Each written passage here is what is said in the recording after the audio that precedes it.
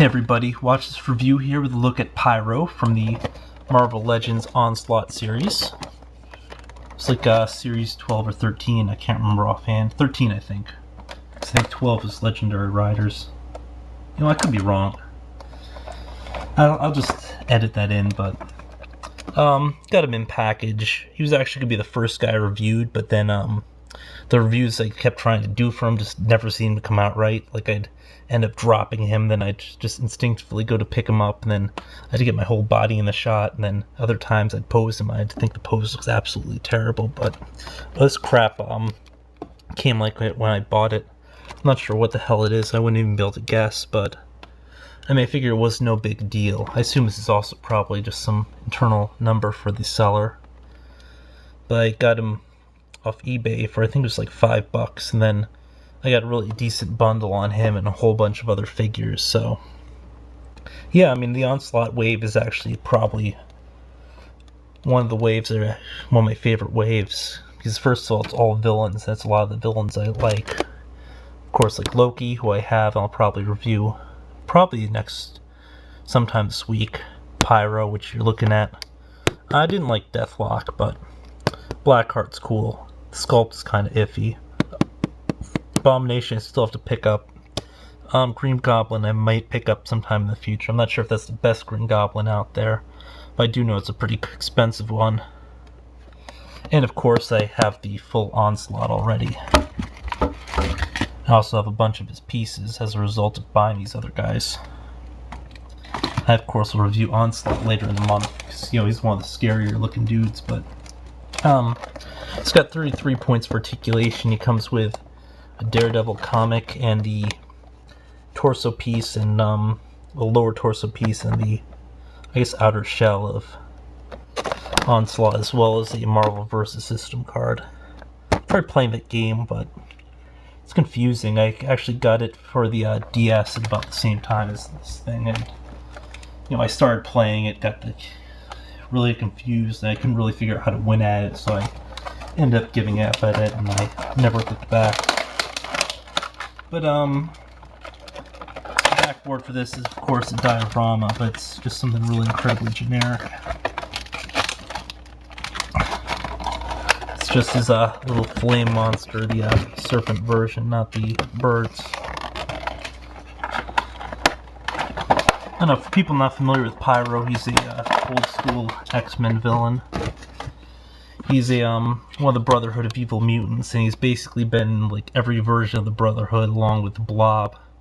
You know, they're basically charter members. I mean, it doesn't matter who's leading it, whether it be Mystique, Toad, or even Magneto, but he's very tough to stand. He's got really thin limbs, which I don't like. Also, it's kind of tough to tell, but he is double jointed at the knees, as you can see here. Appearance-wise, he looks okay. I don't like the fact they use a glossy skin tone, and the rest of the costume isn't glossy. Then mine has a bit of bleed around the eyes, where the costume ran into the eyes, but I mean, I think some of those things are just problems specific to mine, except for the glossy skin tone, which they've done with a lot of other figures too, and I don't get why you'd have this glossy skin, because I mean, it doesn't make any sense. But I mean, I think it's a good likeness. It's the classic look and everything. Although, I mean, his looks basically remain fairly consistent throughout most incarnations and so forth. In terms of articulation, I'll have to do it with the left hand, because this actually is right, it's stage left. So for some reason, like, the paint was too much on this side, so this doesn't twist. I've got to somehow fix that in the future, but the fingers move, but the first one will always stay out. Wrist will move, but not a lot.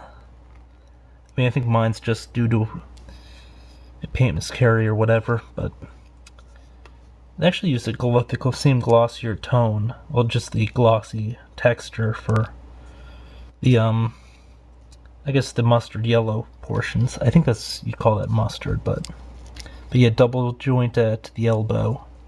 Bicep will move, but you can't move it like a ton, because you just worry about ripping off the tubes for his flamethrower. Head moves. He's got an ab/diaphragm joint, but it doesn't do much because of the whole this thing's here in the front, then he's got going in the back too. The entire flamethrower unit. Legs move fine. No complaints there. Double joint knee. Point at the ankle/boot. It'll go side to side like this, and he's got a toe joint. This guy does not stand well at all. I mean, he's constantly falling, so I usually have him propped up to some surface. I mean, it's just because the joints are kind of loose. But, I mean, I got him new in package, so I'm not sure what the whole deal with that is. Yeah. In terms of powers, he's got control over fire, but he generally can't create the fire himself. He's got to create the fire with a flamethrower or a candle or a match or something, and then once that happens, he can just like make it grow, he can make it shrink, he can extinguish, he can do whatever. He's also one of the more popular X-villains in the sense that he's like been in everything. He's been in all three of the main series X-Men movies as a student who eventually defects to the Brotherhood. He's been in basically every X-Men game. He was a first villain in the old arcade game, where you can play as, the 6 characters and so forth.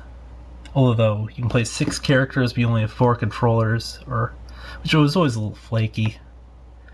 And then just like I have a hard time thinking of a game where he's not been in, just because he's like a very popular stock villain in terms of the X-Men's villain roster, despite the fact that he's not like really impressively powerful. And he's usually played as like a counterpoint to Iceman, especially in the X3 game, or X, the official game, or whatever it's called, where you fight against him for level after level, where he tries to set stuff on fire, then you're trying to block the flames and his burning eagles and all sorts of other crazy stuff. And he's a pretty cool character. I mean, definitely it's worth picking up if you're an X-Men fan and if you want to assemble your own Brotherhood, although to this point there's only one Avalanche out and he doesn't look great. That's through the X-Men Classics. The Blob's out and he's a Build-A-Figure. Mystique's out, she doesn't look great, but she came out with the Sentinel series. I mean, the head sculpt's kind of funny because she's got like a massive forehead, and then Toad came out in the first series, but Toad's got the really old costume look. And he's got like no points of articulation. It was basically a recycled mold or something from an older series that they decided to bring out as a Marvel Legend for whatever reason, but at least he still looks better than the Scarlet Witch from the Legendary Rider series, so no complaints there. I'm trying to think who else. I think that's basically all the Brotherhood characters that they've released so far. But I mean, that's basically your key roster anyway, because Toad was big in the Brotherhood. He was big in the Brotherhood. Actually, Scarlet Witch and Quicksilver were both Brotherhood members at one point too. And they're both out as well. Quicksilver was in the Blob series. But all in all, pretty nice figure. I wouldn't say he's a really strong buy, but I mean, he's definitely like more of an acquired taste sort of thing. Like, if you like the character, you'll probably like the figure just for the general likeness, but he's not really all that special in terms of articulation, and I mean, they're just tiny quality issues, but still a very solid figure otherwise, I like him. Came out in a good wave, and, until next time.